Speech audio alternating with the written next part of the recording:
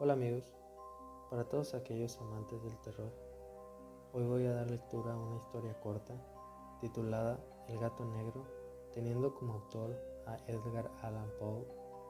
El gato negro es un cuento corto, plagado de un vaivén de sensaciones envolventes que sitúa a un atormentado narrador y a su vez protagonista en una perspectiva y plano informativo donde advierte acerca de su penosa situación actual y los hechos que lo llevaron ahí.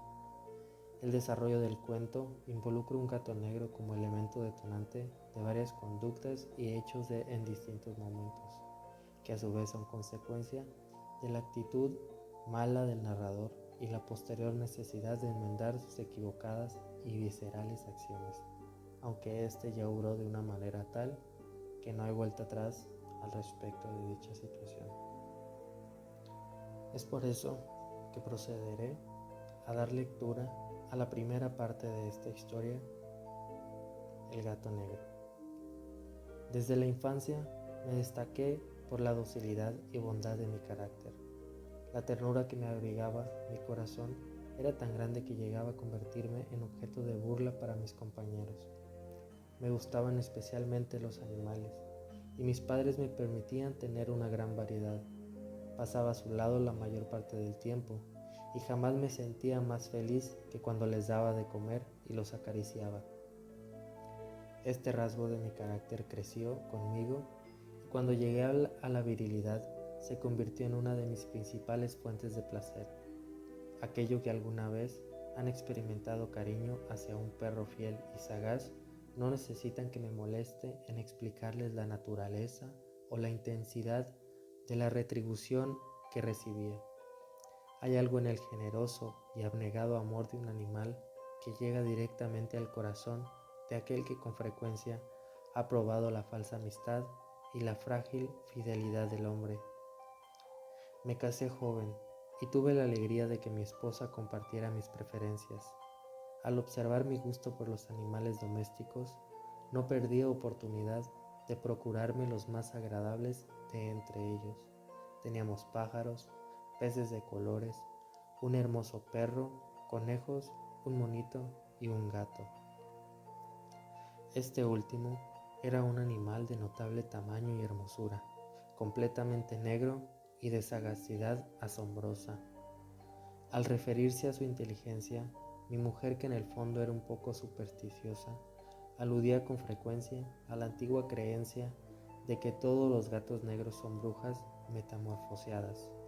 No quiero decir que le creyera seriamente, y solo menciono la cosa porque acabo de recordarla. Plutón, tal era el nombre del gato, se había convertido en mi favorito y mi camarada. Solo yo le daba de comer y él me seguía por todas partes en casa. Me costaba mucho impedir que anduviera tras de mí en la calle. Nuestra amistad duró así varios años, en el curso de los cuales mi temperamento y mi carácter se alteraron radicalmente por culpa del demonio intemperancia. Día a día me fui volviendo más melancólico, irritable e indiferente hacia los animales y sentimientos ajenos.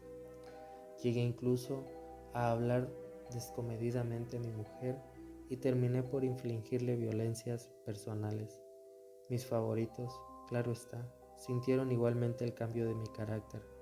No solo los descuidaba, sino que llegué a hacerles daño. Hacia Plutón, sin embargo, conservé suficiente consideración como para abstenerme de maltratarlo, cosa que hacía con los conejos, el mono y hasta el perro, cuando por casualidad o movidos por el afecto se cruzaban en mi camino. Mi enfermedad empeoró, se agravaba, pues ¿qué enfermedad es comparable al alcohol? Y finalmente, el mismo Plutón, que ya estaba viejo y por tanto algo enojadizo, empezó a sufrir las consecuencias de mi mal humor. Una noche que volví a casa completamente embriagado, después de una de mis correrías por la ciudad, me pareció que el gato evitaba mi presencia. Lo alcé en brazos, pero, asustado por mi violencia, me mordió ligeramente en la mano. Al punto se apoderó de mí una furia demoníaca, y yo no supe lo que hacía.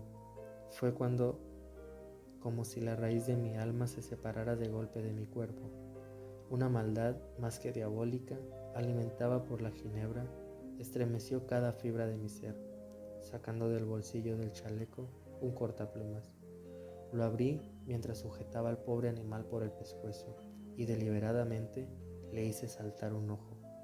Enrojezco, me abrazo, tiemblo mientras escribo tan condenable atrocidad. Cuando la razón retornó con la mañana, cuando hube disipado el sueño los vapores de la orgía nocturna, sentí que el horror se mezclaba con el remordimiento ante el crimen cometido, pero mi sentimiento era débil y ambiguo, no alcanzaba a interesar al alma. Una vez más me hundí en los excesos y muy pronto ahogué en vino los recuerdos de lo sucedido. El gato, entre tanto, mejoraba poco a poco. Cierto que la órbita donde faltaba el ojo presentaba un horrible aspecto, pero el animal no parecía sufrir ya. Se paseaba como de costumbre por la casa, aunque, como es de imaginar, huía aterrorizado al verme. Me quedaba aún bastante de mi antigua manera de ser para sentirme agraviado por la evidente antipatía de un animal que alguna vez me había querido tanto. Pero ese sentimiento no tardó en ceder paso a la irritación, y entonces, para mi caída final e irrevocable, se presentó el espíritu de la perversidad. La filosofía no tiene en cuenta a este espíritu, y sin embargo, tan seguro estoy de que mi alma existe, como de que la perversidad es uno de los impulsos primordiales del corazón humano, una de las facultades primarias indivisibles de esos sentimientos que dirigen el carácter del hombre. ¿Quién no se ha sorprendido a sí mismo 100 veces en momentos en que cometía una acción tonta o malvada por la simple razón de que no debía cometerla? ¿No hay en nosotros una tendencia permanente que enfrenta descaradamente el buen sentido, una tendencia a transgredir lo que constituye la ley por el solo hecho de serlo?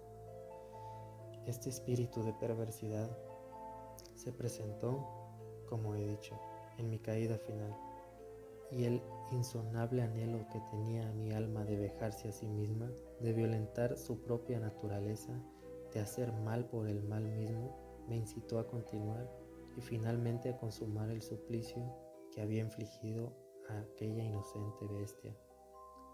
Una mañana, obrando a sangre fría, le pasé un lazo por el pescuezo y lo ahorqué en la rama de un árbol.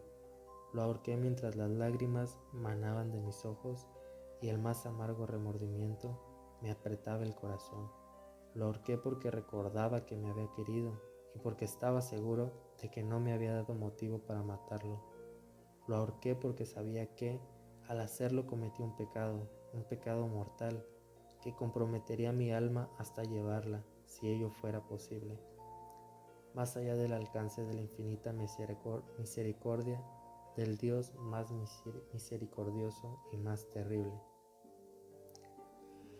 La noche de aquel mismo día en que cometí tan cruel acción, me despertaron gritos de ¡incendio! Las cortinas de mi cama eran una llama viva y toda la casa estaba ardiendo. Con gran dificultad pudimos escapar de la conflagración, mi mujer, un sirviente y yo. Todo quedó destruido, mis bienes terrenales se perdieron y desde ese momento tuve que resignarme a la desesperanza. No incurriré en la debilidad de establecer una relación de causa y efecto entre el desastre y mi criminal acción, pero estoy detallando una cadena de hechos y no quiero dejar ningún eslabón incompleto. Al día siguiente del incendio, acudí a visitar las ruinas, salvo una. Las paredes se habían desplomado, la que quedaba en pie era un tabique divisorio de poco espesor, situado en el centro de la casa, y contra el cual se apoyaban antes la cabecera de mi lecho. El enlucido había quedado a salvo de la acción del fuego, cosa que atribuí a su reciente aplicación. Una densa muchedumbre habíase reunido frente a la pared y varias personas parecían examinar parte de la misma con gran atención y detalle. Las palabras extraño, curioso y otras similares excitaron mi curiosidad. Al aproximarme vi que en la blanca superficie, grabada como una bajo relieve, aparecía la imagen de un gigantesco gato. El contorno tenía una nitidez verdaderamente maravillosa. Había una soga alrededor del pescuezo del animal.